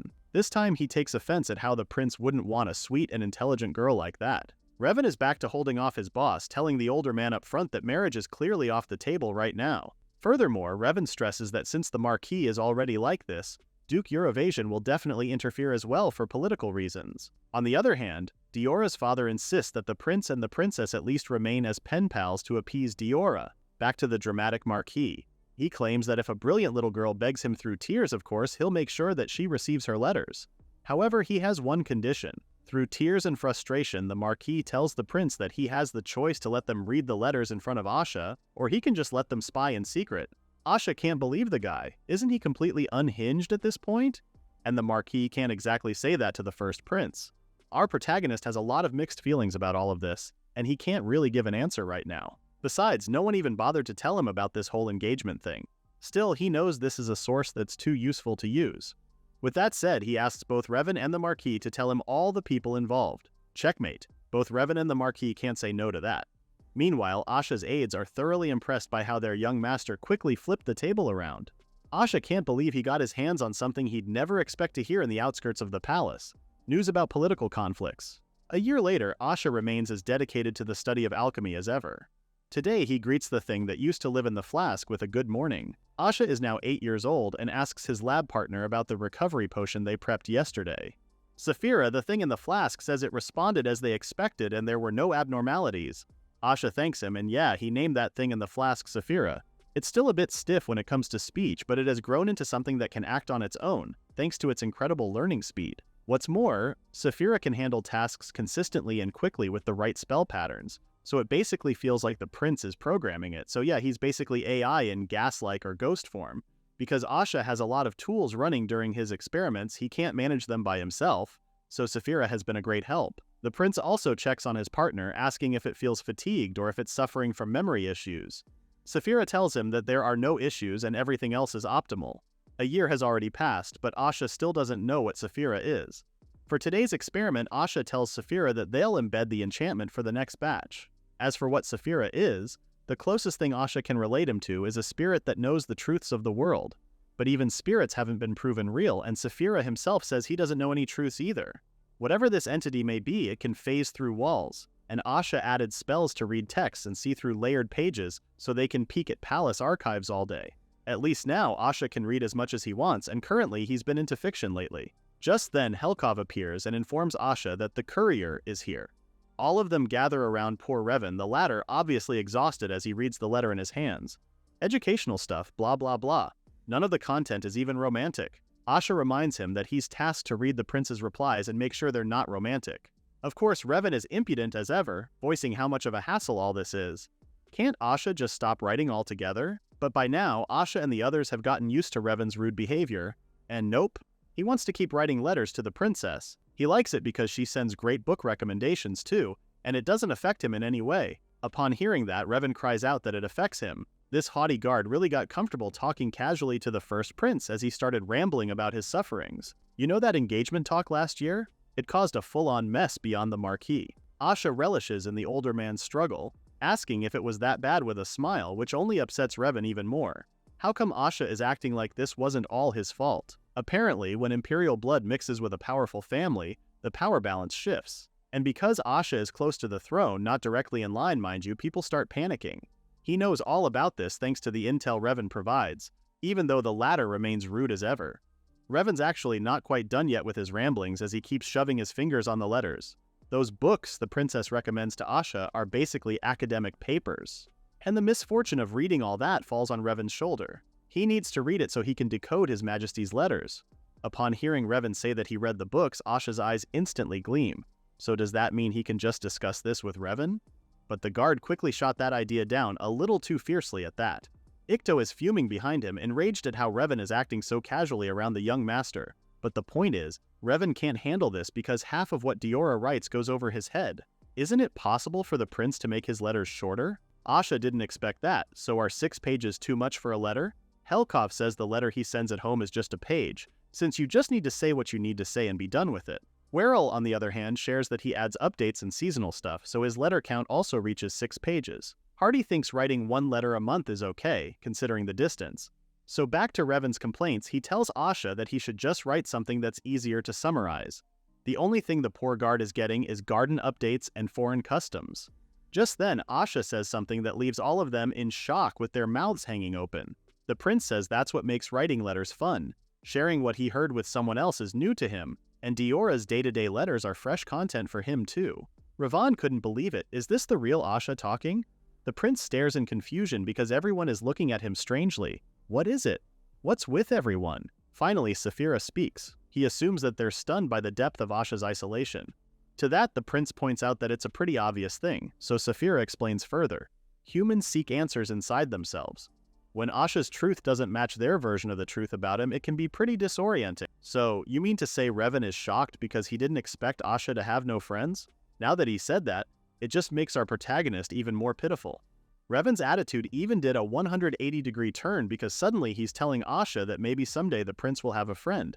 So for now, he should cheer up. Asha can't believe this guy. Is this his idea of encouragement? To be fair, the only person who's sort of like his friend is Diora. But then again, she also proposed engagement. Our protagonist stands firm on his wish to remain friends with the princess. Hardy points out that the princess is pretty smart since she can hold a conversation with Asha. It was not lost on the prince how his nursemaid looked so disappointed when he said he wanted to stay friends with Diora. Our protagonist explains himself further, saying there's too much political baggage and he's not the right match for Diora. With that, he hopes the princess will find someone better. All this low-key self-pity talk brought Ravon's rudeness back, as he can't help but comment on how withered Asha is, and yes, he practically called Asha depressing right in his face.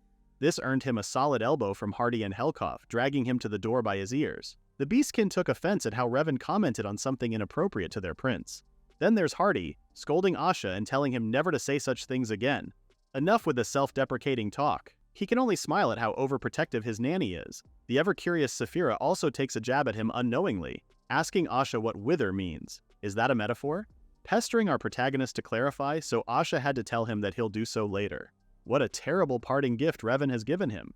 Helkov returns and announces that he has finally tossed Revan out and takes this chance to tell the prince something Revan told him earlier. Apparently, Helkov has been suddenly offered to return to the military as a trainer.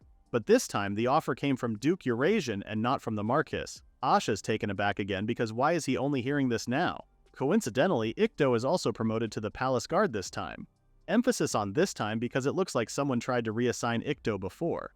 Werrell points out that it doesn't make sense if a promotion was already being discussed. In his case, he was also offered a teaching post at the academy. Wait, what's happening? Asha has a hard time understanding why everyone is only telling him this now. He really wants to know more about this, but decides to set it aside for now because they have more pressing things to discuss. So the last time, the Marquis acted alone. However, this time it feels less involved, given that Duke Eurasian made the move. But why did he make a move now, considering Asha only met him once during the tea party? Didn't he act like he wanted the prince to be hidden that time? Hardy answers that in this case it might be about this land. The prince asks if his nanny knows something, so Hardy shared what she knows. The emperor, Asha's father, is required to inherit several lands and titles, but there are still a few left.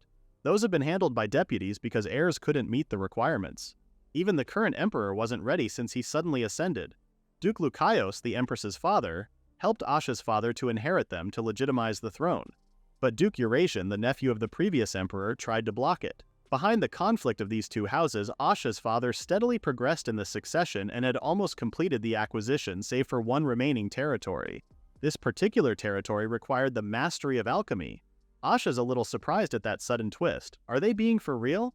Werrell explains that it's a relic from the era when alchemy transformed the empire. Now that he said it, Asha remembers reading something about that. But since magic has taken over and alchemy is put on the back burner, no one can meet the requirement now. Our protagonist pieced it together. Could it be that they're thinking since Asha practices alchemy, he could inherit it? But the thing is, since it's an imperial estate, both dukes joined forces to oppose it. Duke Eurasian wants Asha gone from the imperial line, but he can't bear to lose that imperial land. Meanwhile, Duke Lukaios wants his majesty to inherit everything with no exceptions, so this time both dukes' goals are aligned. Asha understands why Duke Eurasian is blocking it, but what he doesn't understand is how this is all tied to his aide's promotion. At this, Ikto says it's because of how Asha behaved at the tea party. Helkov says everyone bought the prince's dull and ignorant act, so now they think that if they cut off the prince's support crew, they'll throw him off balance. Asha could only groan in frustration at this turn of events. So now they're trying to pull his aides away from him? How come these nobles have a lot of time to pester him? Aren't they supposed to be busy? Hardy says it's because the prince is too well behaved. The good thing is that the emperor knows Asha well, so having these rumors spread about Asha won't work.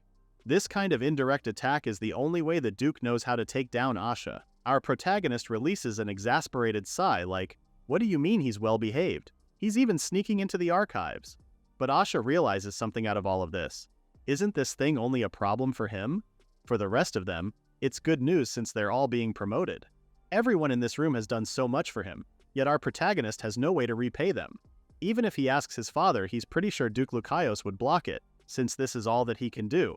Asha gives them his blessing that if they want to take the offer, they're free to do so. Absolutely not! Hardy firmly expresses her wish to never leave the young prince behind. Besides, there's no debt between them, and she acts out of loyalty because she simply cares for Asha. Everyone is stunned by her sudden outburst, prompting Asha to wonder why his nursemaid is suddenly so serious. Wait, Did Hardy receive a good offer too? She quickly regains her composure and assures the young master that he doesn't have to worry about her. Seeing her strained expression, Asha knows there's no way she's answering that. Helkov follows suit, saying his offer is not even that good. Sure, the title of a military instructor may sound fancy, but he'd just be shoved to the edge. It's practically the same case for Werrell. Speaking of Werrell, he remembers, didn't the Marquis offer Ikto something proper? Ikto says what the Marquis offered is said to match his skill level. But like the others, he remains loyal to Asha and warns the Marquis to smooth things over with his majesty first. Furthermore, Ikto says he only serves because he has a title. He doesn't have any desire to work anywhere else. Werrell smiles, saying that if he wanted to go, he could use his own connections, so Asha shouldn't worry about him. Helkov feels the same, with the Beastkin saying that if he goes back, it will be back home. He even urged Asha to come visit sometimes. The Beastkin capital is not so bad, you know. But all this declaration of loyalty just makes Asha's heart swell so much for his aides. How can they be this cool? But then again, Hardy's case is different. Her gaze isn't the usual doting one. Now it's full of worry. It's not like her to act this way, which makes the prince wonder just what kind of terms the dukes offered her. That is the end of the recap at chapter 6. Please read the pinned comment about the next part.